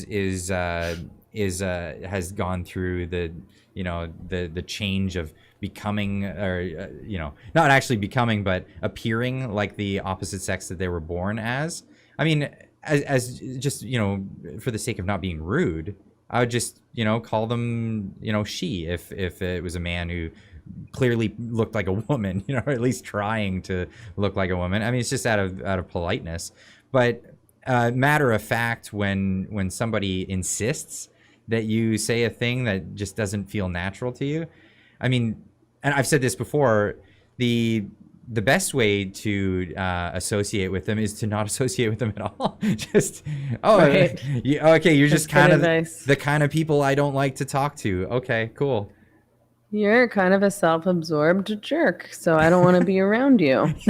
And that's what really comes down to. And I think, I mean, I know as like, someone who would be hiring somebody, especially in the trades, as soon as you see pronouns on a resume, it's going in the shredder. I mean, yeah. And I'm not saying that I don't want to have to deal with this person. I know what this means. Well, it means you're a liability. That's what people see. And I mean, there are other things on resumes that employers are looking for that these social justice crowds, they see as an accomplishment, but they don't realize that an employer would look at it like, no, you're a liability. If you put on your resume was like an organizer for unions or whatever, like, no, I'm not. Like, in the trash, right? I don't want that. This is going to be trouble for me, obviously. Yeah. So, and people don't realize that. I remember reading a study once, and it was It was a study that people with black sounding names were discriminated on how many callbacks they got for their resumes. And then I looked at I deep dove into it because it was all free to look into information, and I looked at some of the examples of resumes that they were showing. The ones that had the black names, matter of fact, actually had stuff like that, union organizer for whatever college and all this. I see. And it's like, well, maybe that's there. We're not in a vacuum where it's this factor or that factor. Perhaps it was other factors that led to the thing, and correlation isn't always causation, matter of fact, right? Yeah, and what we do know about the pronoun people is that they do create drama everywhere they possibly can about their pronouns, whether it's that they were misgendered at a bar or somebody using the wrong pronouns on social media, or of course in the workplace or anywhere else. They can drum up drama to center themselves and go after other people so that they can feel powerful about it. Why would you even bother putting your pronouns in your bio? Like, first of all, most people can tell who's male and who's female. But also, if somebody called me he by accident, I would laugh. Like, I wouldn't feel crushed. Like, I wouldn't feel like, okay, sure. Right. Excellent judgment on this guy. Like, I'm not going to feel like my entire identity crumbled and that I need to, like, call the cops. You know what I mean? Like, what kind of person does that? Oh, that's really people funny. Who are mentally ill, narcissists, people with personality disorders, annoying people I don't want to be around. Yeah, absolutely. And I think a good way of dealing with these people, again, is just to say, yeah, I guess it turns out that you're just not my kind of people. I'm going to go over there now and not speak with you anymore. And that's a form of social ostracism. It's almost cancel culture in its own right. But it's a knee-jerk reaction that I think people should get used to, because it would really help people maybe correct some of the bad behavior that they have. Yeah, like, oh, nobody wants to be around me when I act like this. It's not, I mean, that's not cancel culture. That's like that's how humans work. Like, and you don't have to hang around with people or be friends with people that make you feel bad or are jerks to you or that you don't like or seem mentally unstable. I mean, that's the great thing about boundaries. Yeah, absolutely. But yeah, I mean, if you're really unpleasant to be around or you act like a psycho, people are not going to want to be around you. And, I don't know, learn better social skills, I suppose. Yeah, absolutely. And having good, and that's, I don't think includes haranguing people about your stupid fucking pronouns. Excuse my language. That's okay.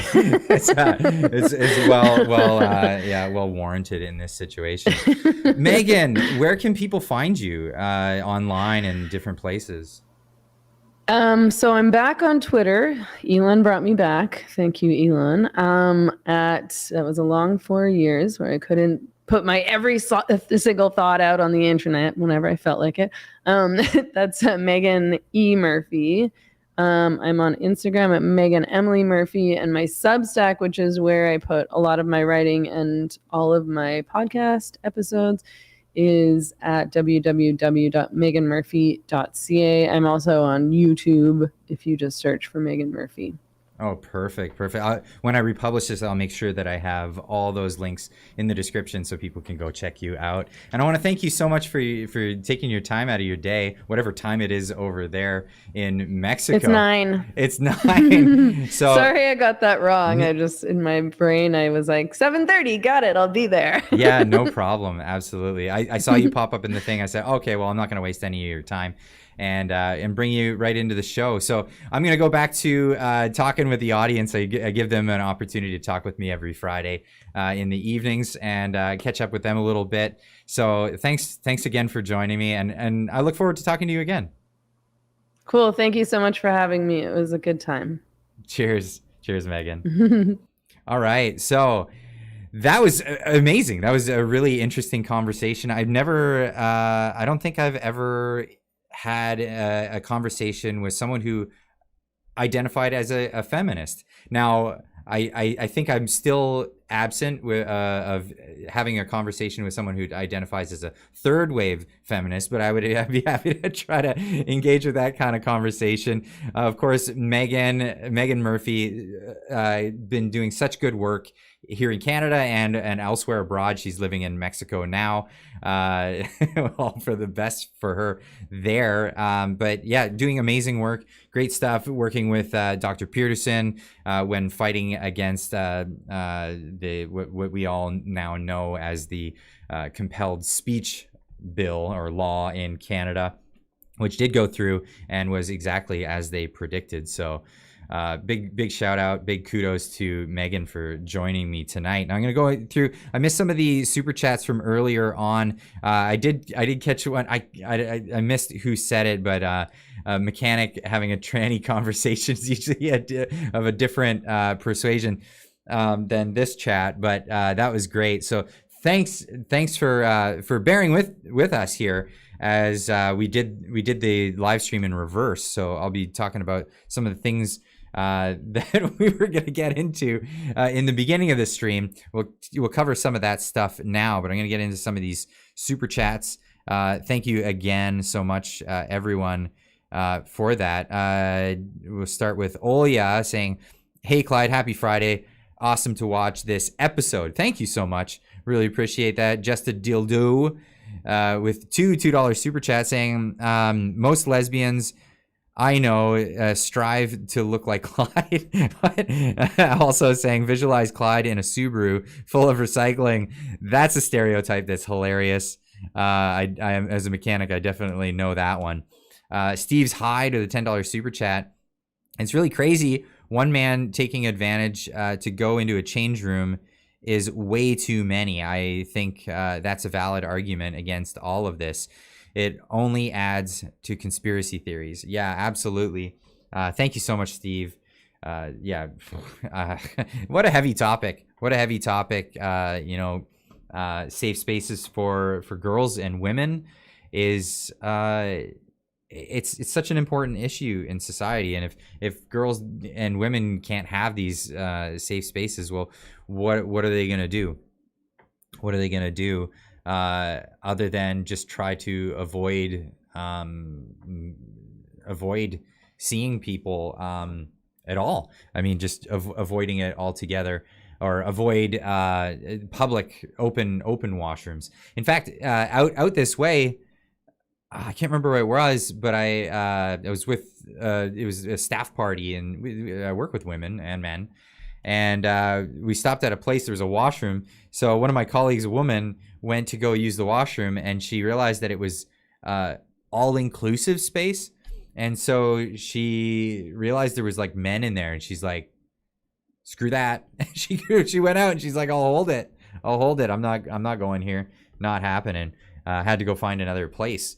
But that's where we're at with that. Anyway, moving on, I wanted to talk about, and I'm gonna get to the story because I'll often miss some of these stories in the live streams. I'll queue up a bunch of different stories, and I'll only ever end up getting to one or two of them. But I wanted to talk about this one particularly this evening. We all know that Chris Barber and Tamara Leach are on trial in Ottawa right now, and this has been a lot of people are calling it lawfare. Lawfare, the idea that the punishment is actually the process. It's not just the it's not like they're not actually trying to get you on the crime. They just draw this long process, costing you tons and tons of money and tons of time out of your life. Prepared a Prep Rebel Actual with a $69.99 super chat. Thank you so much. I really appreciate that. Thank you for this live chat. Thank you. Thank you. And of course, I love to give back to the community in this way. I think it's a great way to showcase what's going on, and talk about these issues, but also have it in a live format where I can get feedback from you guys. I love doing these chats, and the more I've been doing it, the more people have been willing to come on the show and communicate with me. It's great, you know, building trust and building a rapport with so many people, and also with you guys out in the chat out there. But yeah, thank you so much. I really appreciate that, Prep Rebel Actual. Yeah, I can't thank you enough for that. So let's get into the story. So the lawfare is the process that they're using. So it was supposed to be a 16-day trial, was astronomically long for the charges that they're being charged with.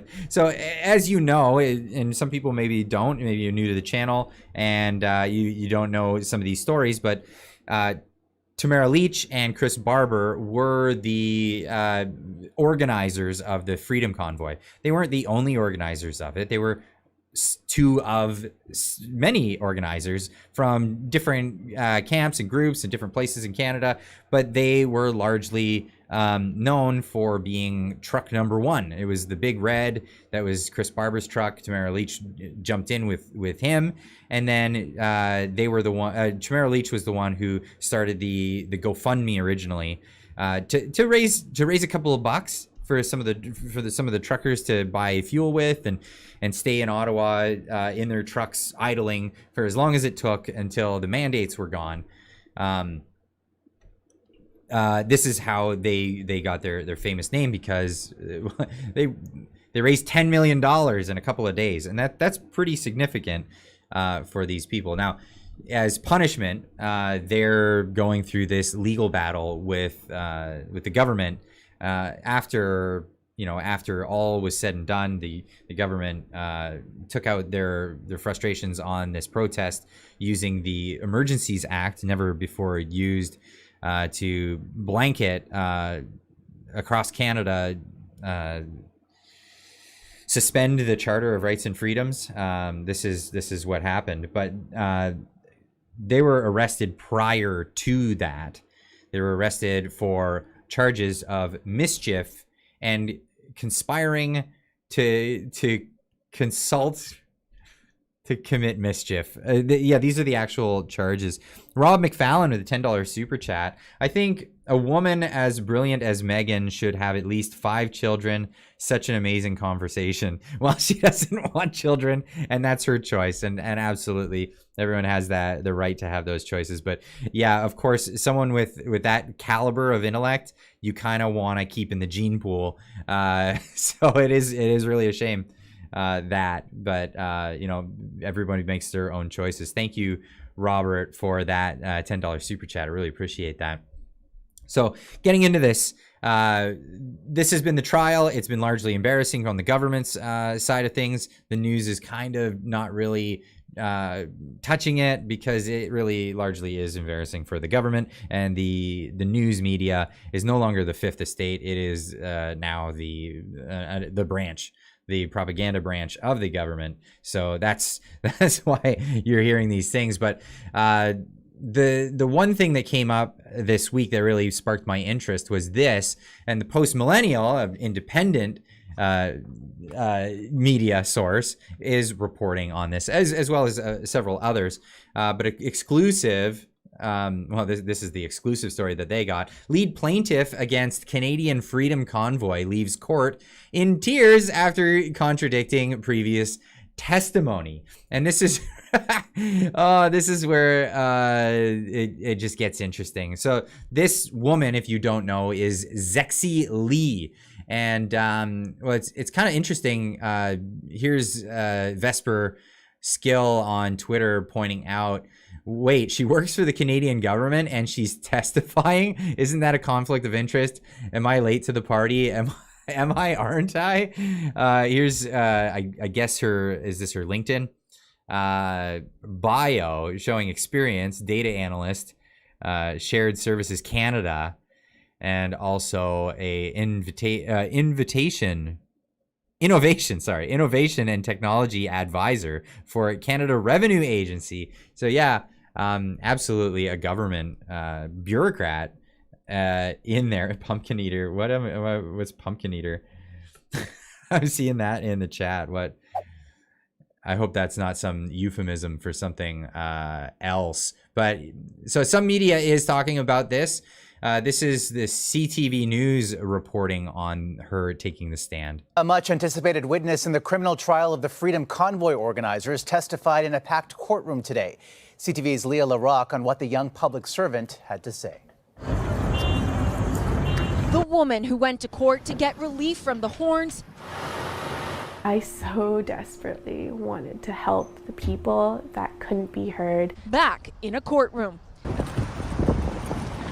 Zexi Lee telling the court it was difficult to live as a human being during those 3 weeks of the so-called Freedom Convoy. The noise and honking permeated my existence. Lee filed and won an injunction against the horns, but says there would still be periods of scheduled and collective honking. The Crown is hoping to use Lee's testimony to demonstrate the scope of the protests and to argue that Leech and Barber had control of the crowd. The defense tried to block 8 residents from testifying, but the judge denied that. During the cross-examination, the defense questions Lee's ability to recall specific dates and times when she observed collective honking, an air raid siren, and a roaming horn and fireworks. Lee's testimony was interrupted after repeatedly calling the protest an occupation. Barber's lawyer saying it was inflammatory and very irritating to my ears. The defense is arguing it was a peaceful protest. The residents' testimony have pointed to how they clearly did not see the demonstrations as a peaceful protest, which could suggest why the defense did not want them to take the stand, as they spoke directly to how overwhelming and disruptive those 3 weeks were. Leah LaRocque, CTV News, Ottawa. I always forget about how they sign off on news. Leah LaRocque, CTV News, Ottawa. It'd be funny if I signed off on all of my videos like that. No, I'm not going to. That's just weird. But anyway, yeah, woke media again. This is it's funny because, well, here's a little bit of contrast to this. We have, of course, the post-millennial talking about this. Now, it was really funny because I was talking to people who witnessed it, and there is actually a transcript of it, and I'll get into that. This is, of course, well, I gotta zoom way up. Mrs. Cannabis Court on Twitter, good follow. Go give her a follow there. Has been putting the transcript up on for all of this stuff. So this is Zexi Lee's testimony there, and that's the thing. What is this? Not keep on trucking is far better. Yeah, that's it. Rules, real news. Yeah, no, I'm not super keen on this. Now, I won't be able to dig through this to get to that point, but you can always go check this out if you want to look back at the testimony. It's on X here, or Twitter, whatever you want to call it nowadays. But yeah, I wish the trial was televised. Absolutely. And there's good reason for, well, there's reason why they don't do that, is because it's a gong show. It's absolutely a gong show. So there was a point when they were cross-examining her, and the cross-examining attorney was posing questions to her about the damages that she's seeking. So asked her, were you working at the time of this? And she said, no. Or did you miss any work because of this? And she answered no. So if she didn't miss any work, that would be your first assumption of why there would be damages, because of the honkening, as I might be calling it. But this was really funny. No, she was collecting CERB. Yeah, Jenny Stowe saying in the chat here. But then they asked, okay, so how much are you claiming for the noise? The being subjected to the noise. And she said, $50 million. Okay, and how much are you claiming for the mental anguish? $60 million. And he kept listing off all these different claims that she has in her lawsuit. against all the people named in the Freedom Convoy, and just kept adding like tens of millions of dollars to the lawsuit, to the point in which I think the tally is somewhere in the ballpark of $600 million. And it's so ridiculous. Yeah, the entire lawsuit, it's all going to add up to $600 million. I think maybe it was $300 million. It was just absolutely ridiculous number.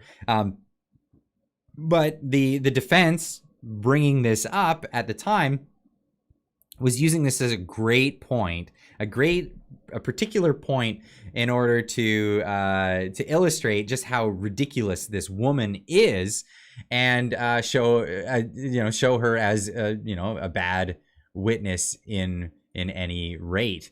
Now I've got this video here. This is from Ken Windsor asking, who is Zexi Lee? What do we know about Zexi Lee? She stopped the Freedom Convoy horns.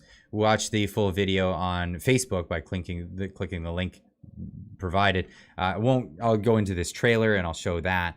But so she is credited for stopping the horns, and that was with the injunction, because they needed a patsy or a pawn to be the person. The government couldn't do it, so they needed somebody to file this injunction. But apparently on the injunction, it had a whole lot of stuff listed, and of all the demands on the injunction, the judge, they wanted to declare the protest unlawful, and the judge declared it to be lawful in that ruling against their thing. So for all the people that want to say that the Freedom Convoy was unlawful, there was a judge that actually ruled on that, an Ottawa judge, but he did grant the injunction for stopping the horns, and to which the participants of the Freedom Convoy complied with that case. So that was it.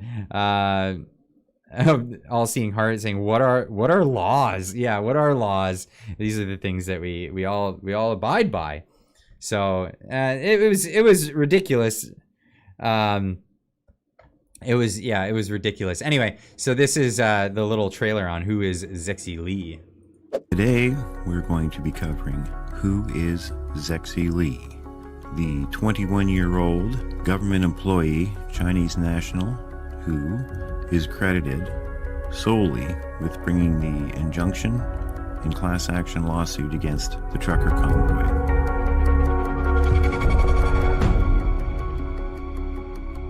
CTV.ca runs a full piece on Zexi Lee, who single-handedly created a class action against the truckers and won the injunction to stop the horns. She's a mysterious figure, appearing out of nowhere with no real social media history. Remember this face. Her Twitter account was created in February of this year. First post is a retweet of a tweet about her, February 7th.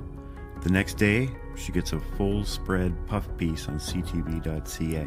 The article has zero bio info, an oddity on a modern human interest piece like this.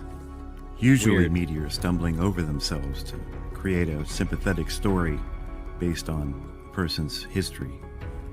Her LinkedIn and Facebook have no profile pics, no bio, and one post promoting her lawyer in the class action, Emily Tamain, who has probably written the post for her. There is a LinkedIn with a similar face and name for an American scientist at Nielsen, possibly unrelated, but who knows. On February 17th, she gets another article, complete with war zone victim photo. She claims a truck tried to run her over on the sidewalk. Despite her story claiming she shot photos and videos of the truck, the videos never appeared. No eyewitnesses, no closed-circuit television, no charges, no arrests. Despite each of us carrying a broadcast studio in our pockets, no one filmed it. No photos of the incident exist. Yeah, so this isn't a video about her. This is like another video saying, like, basically illustrating the point that people people can film and broadcast all kinds of stuff, but there was no evidence of any of her claims. As she said, she made these statements of fact. Now, what's really interesting is now she's gone on to testify. She testified during the POEC, the Commission into the Use of the Emergencies Act. Chinese national. That's what it looks like. It may be. Professional victim sounds a lot like that. Yeah, absolutely. But yeah, sketchy Lexi. I like that. Sketchy Zexi. But yeah, sketchy Lee for sure. But so it's all very sus. Now, when she did testify at the POEC, she apparently gave differing testimony to what she testified in this case. Now, this is the Post Millennial article. Zexi Lee contradicted previous testimony on several occasions Monday as she became the latest Ottawa resident witness for the prosecution to appear at the trial of Freedom Convoy organizers Tamara Leech and Chris Barber. She arrived at the Ottawa courthouse on Elgin Street with police protection. Leech and Barber are charged with mischief, counseling others to commit mischief, intimidation, and obstructing police as leaders of the Freedom Convoy that polarized residents in Ottawa in 2022 and arguably began to roll back COVID mandates. Arguably, it's amazing that they're actually admitting this now. This isn't CTV or anything like that, but it's absolutely that was the case. If it wasn't for the trucker convoy, which inspired people across the world, inspired farmers in the Netherlands, and it actually largely led to a lot of this stuff being rolled back. In the Netherlands, they ended up having protests that actually led to the government changing and becoming a more favorable government for them. They ousted their prime minister. Sorry, I'm just gonna be starting this one. Start the stage over here.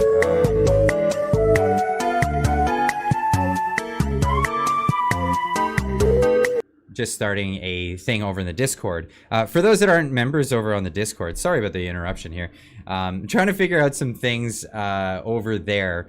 But what I'm doing recently is I made a thing for members in the Discord. So there's a members area of the Discord over there for users of the Discord. If you're not a user of Discord and you don't know what Discord is, links always in the description down below in the description of the video. How to get to the Discord.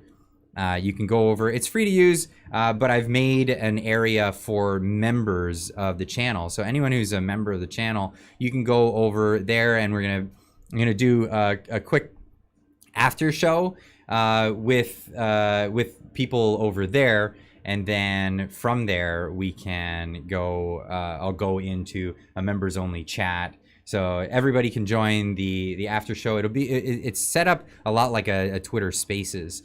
So check that out. If you want to chat, you can raise your hand and I can bring you in and we can talk about all kinds of things. So join in, and then after the stream, which is going to be coming up real soon, we'll be getting into that. But back to this story here. There was quite a number of areas where she had been saying saying things all along, and has never really been challenged, Greenspoon told reporters outside the Ottawa courthouse.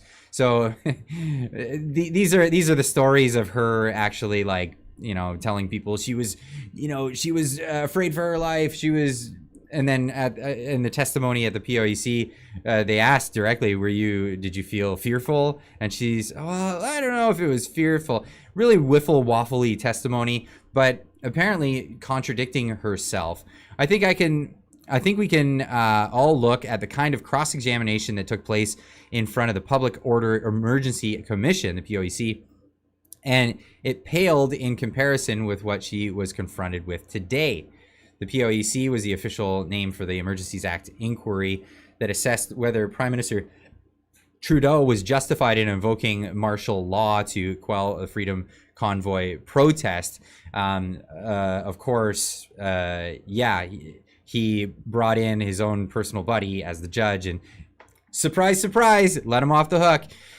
At the POEC, Lee said she remembered police arriving at her apartment building to investigate whether residents were throwing eggs at protesters. But at the trial, Lee maintained she had only read about the police visit on a Facebook page for her residents.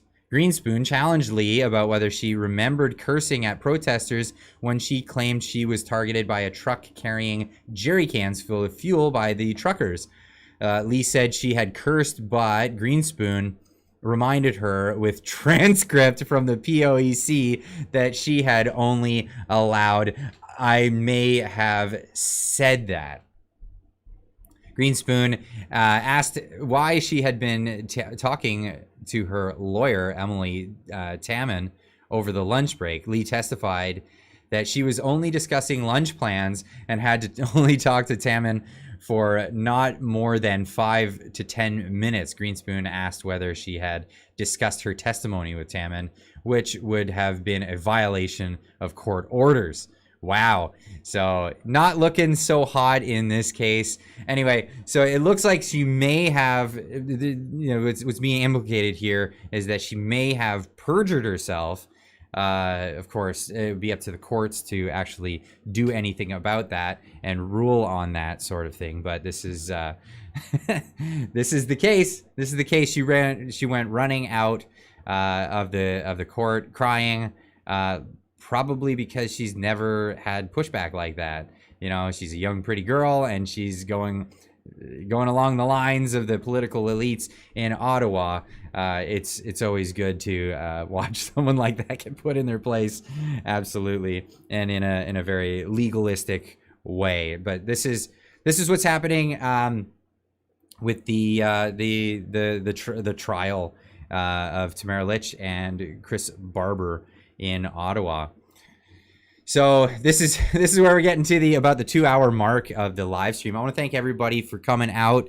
We're gonna do an after show over on Discord. If you're not yet a Discord user, the link is in the description down below. It's quite easy to use. And then we'll be having discussions in there, and then it'll move over to the members only for more late night chat. I love to give things back to members of the community. I've been talking about book club, and I have an idea for one book. Thomas Sowell, he has a new book out. I don't know if I have the link up right now. I'll have to look that up 1 second. Steve's Hyde, with a $5 super chat, says, they said the Emergencies Act was a last resort. That implies that they tried anything. They didn't even talk to them. That's right. That's right. It was not a last resort. It was their plan. It was their mission. In fact, the politicians it came out in the POEC that the politicians had been floating the idea from the very get-go. So yeah, very awful there. But yeah, anyway, so we've been talking about the book club. Thomas Sowell, he's made a new book. Just trying to remember the name of it. You can check it out on Amazon.